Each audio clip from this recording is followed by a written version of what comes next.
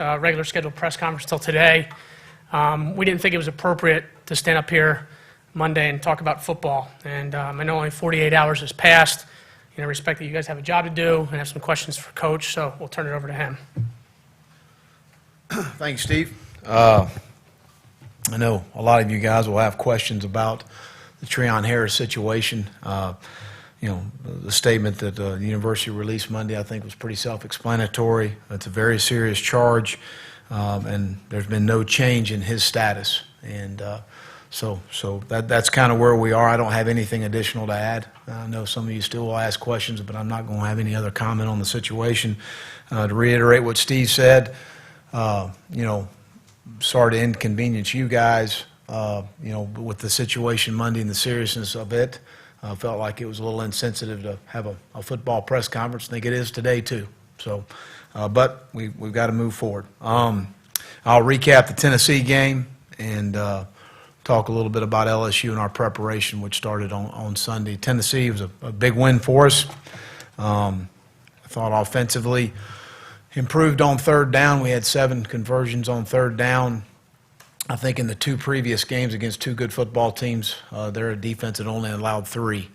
So that was a good improvement. I thought we ran the ball well. We need to continue to throw it better, be more efficient in the throwing game, timing, ball placement, catching the football. I think we protected well in the game, but continue to make some progress there. Our defensively is a total team effort. We had 8 red zone snaps. You had negative 11 yards, 3 incompletions, an interception, and a sack. So I think our guys played extremely well. We made it a one-dimensional game. We were able to get pressure on the quarterback with 4 guys rushing, 3 guys at times. We picked our spots to pressure, although DJ did a good job and our defensive staff. Special teams, Kyle had 5 punts inside the 20-yard line, and Austin Hardin hitting the 49-yarder, which would have been good for 60. I was really proud of him. His confidence level has certainly taken a step forward, and need to continue to. Players of the game offensively was Matt Jones. I thought Matt ran extremely hard and extremely well in the game. Offensive line, Max Garcia continues to have an outstanding year. Defensively, we gave it to our defensive unit. We felt like from a front standpoint, when we asked guys to rush and get pressure with 4, we were able to do so. We covered well on the back end. There were so many positives that we did in each group. We had some guys that had productive days. Brian Cox had a great day. Jalen Tabor, for a freshman, had an outstanding, or for any player, had an outstanding game. Brian went through a very tough time losing his grandfather there that week and managing that situation. So, but Ball Hawks, Tabor, and Keanu O'Neal, who continues to play outstanding football. The interception at the end was a big-time play. Dante Fowler continues to play well. Marcus May played his best football for us this year. Vernon Hargraves and Alex McAllister. Special teams players of the game, Austin Hardin with a big field goal, and then also Marcus May and Jabari Gorman. That's 2 guys that started the previous game. Didn't start on defense, but they didn't hang their head. They went out and worked extremely hard and were huge contributors for us on special teams. So very proud of their efforts. From as far as injury right now, Leon's, I would say, is questionable for the game. He has worked out with us the last 2 days, but we'll see how we continue to progress through the week. Mike Taylor, his knee is fine. He's got the flu. He's missed the last 48 hours with us, but he will be at practice today and will practice and will play in the game. He's ready to go. Brandon Powell looks great. He has moved extremely well. Will Greer's good. He'll be ready to go. Matt Jones is a little swelling on the knee, but should be fine game time. Valdez Showers is out with a high ankle, but we will get him back next week. I feel very confident in that. And C.J. Warden is back, and he will play in the game Saturday. So it's good to get him back. On to LSU. Les going into his 10th season, typical LSU team. You look at their offensive line, they're big, they're athletic, they're 320 across the board plus. Very physical on the offensive line. Running backs, McGee is a guy he's been there a long time, but a heck of a football player, obviously a very unselfish player. Does a lot of things for him on special teams. I really enjoy watching this young man play. Leonard Fournette, outstanding player. Darrell Williams, we recruited as well. Kenny Hilliard, we recruited as well. Whoever's in there, they're physical, they compete, they run it hard. They have great ball security. They take care of the football. Receiving-wise, they've lost 2 very good players from last year. They've replaced them with long, athletic guys that can go get the football down the field. Darrell's averaging 26 yards of reception. Malachi Dupree's averaging 24 yards of reception, and a lot of those have been contested 50-50 balls. There are longer guys that have gone up and gotten the football. Trey Quinn's done a nice job for him in the slot. And at quarterback, Jennings and Harris have both played. Both of them have live arms. They can throw it. Any throw you need to make, they both can make all of the throws. They are athletic. They do have legs. That always concerns you in those situations when you play against a quarterback like these two guys, but they're two talented young men. Defensively, John Chavis has been in our league a long time, a guy that I've got tremendous respect for. They've had 13 turnovers so far this season. They've scored twice on defense. But they're long, they're athletic, they run extremely well. Hunter and Roscoe, the two ends, are the two guys that you see up front and their pass rush ability and creating some one-on-ones. White and Robinson and Mills are guys on the back end that make a bunch of plays for them. They cover extremely well. Don't get fooled by last week's game. They had two 50-50 balls down the field, big chunk plays for Auburn, which resulted in 14 points. Auburn puts another drive together. You give them credit. It's 24/7 before you've taking a bite out of your hot dog yet. So those guys are extremely athletic on defense. They're outstanding on special teams. We ought to have a special environment here at 7:30 in the Swamp, and I know our guys are extremely excited to get back here and play. And I'll open it up for any questions. Mark and then Pat. Will, how big of a distraction has the Treon Harris situation been for you guys? Well, again, you handle things in life and you move forward, and that's what we're going to do. Teams typically either this affects them or they rally behind it. What do you have a feel for your team yet? This week? I feel very comfortable in how we've approached the situation. Pat, over the right. Well, Will, what is your depth chart at quarterback right now? Well, Jeff will start the game. Jeff was going to, no question. We had not made a decision off the last game of who would start the game. I knew Jeff was going to play in the game. I do know that. As we continue to practice today and tomorrow, right now Skylar and Will are swapping the reps with the second group, and we'll make that decision game time. And can you just talk about your receivers needing to step up and make plays? And 15 drops at the position, which is I would probably look at Austin Hardin. The guy goes out and practiced extremely well, had a very good fall camp. He goes out in a pressure situation. He hits a 49-yarder to take the lead on the road. Would have been good from 60. But here's a guy that's practiced extremely well, prepared himself, given the opportunity. Now, from a confidence level, watching him hit the ball the last 2 days is like a different person. And it's amazing what confidence can do for you and as an athlete. And I look at the situation with the receiver. We're trying to get some things going in the throwing game. We drop a slant on the first drive. And it's like the air comes out of it a little bit. We've got to overcome those situations. We've got to finish on some plays. We've got to, be able to place the ball on 3rd and 6 to an out route to a tight end on the money. I mean, there's a lot of things involved in it, but I think from a standpoint of us making some plays, creating some confidence for our guys right now is critical. And one last thing. Ahmad Fullwood in the last game, he came in for just, I think, one play. Was he hurt or is he just not playing? No, we need to get Ahmad more involved. We certainly do. Right now, we know depending, when we're taking an upwards of 70, 80 snaps in the game, he needs to be more involved. CJ will be more involved in the slot this week. Quentin and DeMarcus and LaTroy, with that combination of guys, Brandon Powell getting him back and using him in some different roles will be very good for us. We wanted to expand his role in the off week, and we were unable to when he pulled his hamstring, but he looks great. Robbie first. Will, you said the other day you'd play two quarterbacks if you had to. Are you still in that situation where you're willing to play a second quarterback? We're going to do quarterback? what we need to win the game. Mm-hmm. And Driscoll, where's his confidence at right now? Jeff's a tough young man. He's resilient, and I met with him Sunday and talked to him after the game and talked to him Monday, and he understands that there's some situations he needs to play better. He takes full responsibility to be the quarterback at the University of Florida, and the way he has handled this has been outstanding. Over to the right. Coach, how did you address the Treon Harris situation with the team on Monday? I don't really have any further comment on the situation right now. Thomas and then all the way to the back. Well, what was the plan with Will before all this stuff happened? Was he headed for a red shirt? You know, Thomas, we hadn't really made a decision considering the length we still had to go in the season. And so, you know, we had not had that discussion as far as redshirt at that time. Given the situation of having two guys that have played to that point of the season, that's probably where we were headed. Certainly, given the situation right now, obviously not. Oh, in the back to the right. Coach, as far as when did you learn about the Treon Harris situation, and did you notice any character flaws potentially within the young man? I don't have any other comment about the situation. We're to the left. Oh, I'm sorry, Edgar, go ahead. Yeah, Will, how much is this taken away from preparation for LSU, time-wise for you? Well, you know, you handle situations and you move forward, and that's what we've done. We'll be fine. What have you, with Jeff, I mean, maybe seen on film during games that you guys are going over with him this week to kind of get him out of the funk? Well, I he's think been we've in? taken out a lot of the positive things he's done within his career here at the University of Florida, which there's been a lot. There's played in some big games, played in a big game against LSU 2 years ago here and won, and made some plays in that game to help us. So those are all things that we try to accentuate at this time, and that's what we're doing.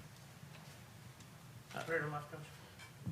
Why did you not try like some sort of Hail Mary or a field goal before the half against Tennessee and said, just let the clock run out? Well, given the situation, we had an offensive penalty for a chop block down the field. It wasn't in the what they call the 10-2 range in front of the defender. And in that situation, they reset the clock to an administrative timeout, so the play clock now goes to 25 seconds. We would have tried a Hail Mary had the clock run down. Given that there was 10 seconds left in the game, we had run the clock down. Hail Mary may last 8 seconds. They may have 2 seconds to shoot another ball down the field on our end, and I didn't want to get in that situation. And then with the administrative delay of game, clock was still running in the situation. He took the 10-second runoff and didn't make us punt, and which I thought he would do. I wanted to see how they responded to the situation. They took the 10-second runoff. I didn't want to chance them having another opportunity to shoot the ball in our end zone either, since the ball was at midfield. And with Worley's arm strength, he can throw it 70 yards. I also, with Leon Orr and Michael Taylor out last week, the defense looked faster. Is that something that is by a product of the new guys that were in there, or just game plan? Well, I don't think our game plan makes them play any faster, but I think that we did a good job of executing our assignments, and I think that maybe that had something to do with us looking faster on the field. We didn't, guys communicated much better, in executing the plan. So maybe that attributed to that. But no question, Leon and Mike have played very good football here for us, and excited to get both of them hopefully back this week. Mm-hmm. Jeff, over to the right. Will, you talked after the Tennessee game about the emotional lift that Treon had given the team in that game. And looking back on it, you could see an obvious change when he came in. Is there a concern when you see something like that, and now going back to Jeff as the starter, that there's a letdown, or is it possible that he's lost some confidence with his teammates, and what do you do about that? Well, I think that the number one thing you do, and what I addressed our offense on Monday, was taking ownership in your job. And the passing game takes a lot of components to work well. Starts with protection, which I think we've protected extremely well this year. But you go down to a tip ball interception. We have an A-gap blitz, which the running back doesn't pick up. Jeff's got to force the ball a little bit quicker than he would like to. We have a receiver coming across the middle that is open. It hits off his hands. Probably should have caught the ball, and it's an interception. So we're all going to blame that on Jeff Driscoll. That's not all Jeff Driscoll's fault. And we took about 15 plays from the game and illustrated to our players, and not to defend Jeff, but to defend the quarterback position, that people around them need to execute better and take ownership in what they need to do better. You've got 15 drops at the receiver position in 4 games.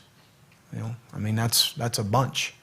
And you want to talk about confidence and timing and getting things going and those sort of things. Those are things that we've addressed within the ownership of the position.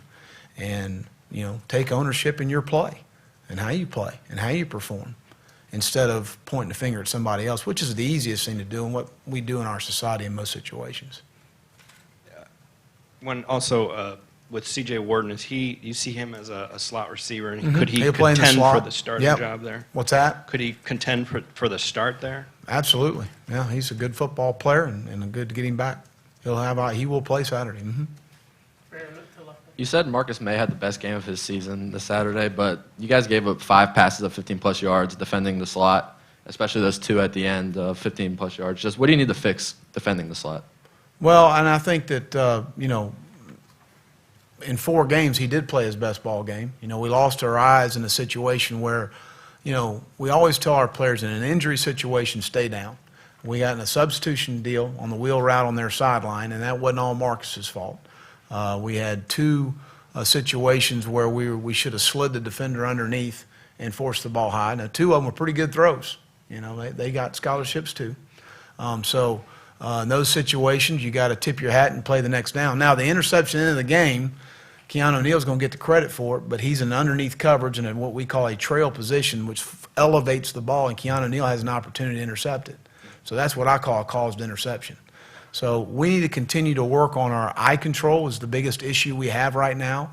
And in man coverage, unfortunately, some players like to stare at the quarterback, and they're going to stare at the quarterback and watch him complete passes.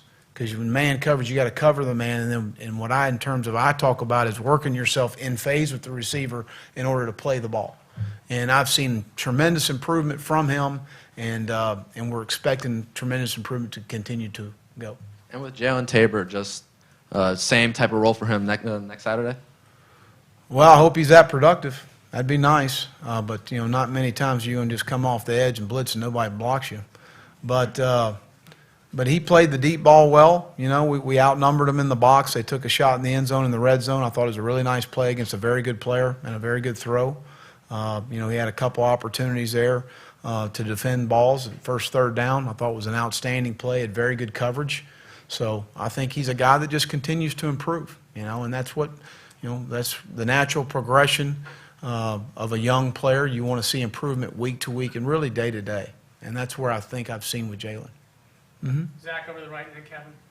Will, I saw Daniel McMillan on the sideline not dressed against Tennessee. Did he not play at all in the game? He had a head injury that we're dealing with right now, and we expect him to be back. And where is he at right now in his progression? I know when he came in, he was a guy that you thought could even contend for a starting job right off the bat. And where do you feel like he's came along? What does he still we've need? gotten very good production right now with Antonio Morrison, and we're really this game will be a little different in our first 4 ball games. A little 50-50 probably with Alabama. Well, we've been a nickel team where we've only had 2 linebackers on the field. We've had very good production from Antonio Morrison, Michael Taylor, Jared Davidson, and Ron Ball. And so those guys have played well for us right now. Daniel needs to continue to work as far as assignments and those things are concerned and be more consistent in his performance. And he's a guy that we've got a lot of confidence in. I think he's played well on special teams. So he'll continue to improve. And then with Duke and Jalen, the increased playing time that they got against Tennessee, was that something that I'm sure it was something that they earned in practice, but is that, an example of 2 guys where, as a coach, you didn't maybe feel comfortable putting them on the field earlier in the year, and they got their opportunity and one of the hardest things for a young player to understand is the importance of practice, because generally they've been better than anyone they've ever played against, so they didn't have to work hard in practice, and they can show up at the game and flip it on, and all of a sudden it works and everything goes well for them. And that's not the way it is on this level. And you have to build confidence and trust in your coaches that when you put them in the game, they can understand what to do, especially in the secondary situation. When you got a guy that's got 8 busted assignments in one practice, that's not good. And that doesn't give you any confidence that he's going to be able to go out and execute it on game day. Because I've been in situations where guys never have any busts and they go out on the game day and they can't figure anything out. So those are situations you never know till they get in those situations. But I think in Duke's case especially, he's practiced better. And he's come out and had consistently good practices to build confidence, to put himself in that situation too. And I thought he played well. I thought he did some nice things. There's some things we need to clean up. But, again, for a first start on the road in that environment against a pretty good throwing football team, I was proud of him. Kevin, and then Edgar, and then Jesse. Okay. How much did Will Greer's back injury set him back, or how would you evaluate how he's throwing the ball and his chemistry with his receiver? Well, he threw the ball well Monday and yesterday, and I feel, we continue to progress through the week. We're not ready to make a decision on who will be the backup in the game at this time, but I think, I didn't see a lot of rust from him, as far as those things. He's been involved in all of the meetings and all of those things. And the morning wag Gerald Willis situation, any discipline action at all, or was it just a case of a misunderstanding? That was a tremendous misunderstanding. I don't know if I tell you, boy, we've made a big one out of this. We've got an air thing that takes the wetness out of the cleats. And Skylar last year was number 17, and Jordan Sherritt's number 17 this year. And Gerald was coming from class and was trying to get ready for practice and couldn't find his cleats on the air thing. And he grabbed number 17 because he's buddies with Jordan Sherritt, and he thought that'd be okay, and went out to practice, and there was a disagreement on the cleats and whose cleats they were. Nobody stole anything. If anybody stole anything, they wouldn't be on this football team anymore. I can assure you of that. Okay? And we had a disagreement, and I wish it had been handled a little bit differently, but that's, me and my brother Mike used to fight all the time. I don't know. It happened in our family. Maybe our family is really different from everybody else's family. Me and my brother Pat, I never won. Took swings, never won. That's the way it goes. It's families. That's what happens. My sister used to beat me up, so. And it doesn't shock me. I can tell you that right now. I opened that one up for you, Will. That was teed right up for you. Yeah. Thank you. So Matt Jones, is he practicing? No, he's not practiced so far. We'll hope to get him out there and get some reps today.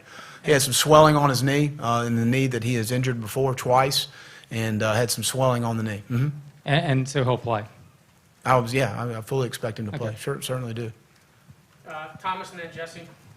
Well, you guys were able to get DJ back in there last week. How did you kind of evaluate his performance, and do you make any changes there or stick with what you got? A little rusty. He and I talked after the game. That's the one thing about DJ. He's a hard self-evaluator, and came to me and said, "Boy, we got to tighten some things up." And but he'll continue to, he'll get back in the swing. I've been pleased with his practice so far this week.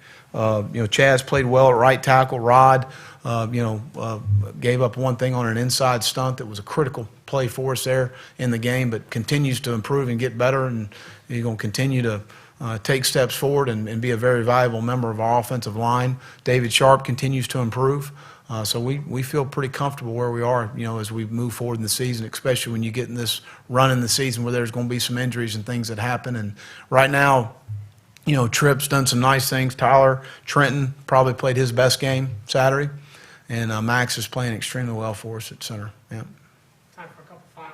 Jesse and Antonia, and then wrap it. Will, with Matt, he sounds like he's going to be okay. How has Kelvin Taylor kind of responded to the clear pecking order at the running back position? It seems like some pass protection concerns have limited his snaps there. And how have he and Mac Brown practiced, knowing that Jones is clearly the starter? They've both been outstanding, and they're both competitive guys. They both want to play.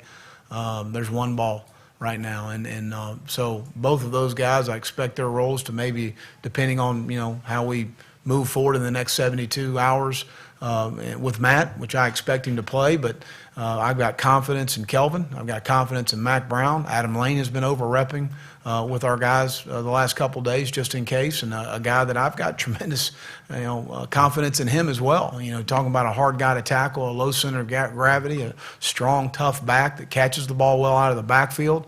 And then you add Brandon Powell to the mix of a guy that's going to get some snaps Saturday in some different roles. So, excited about that position.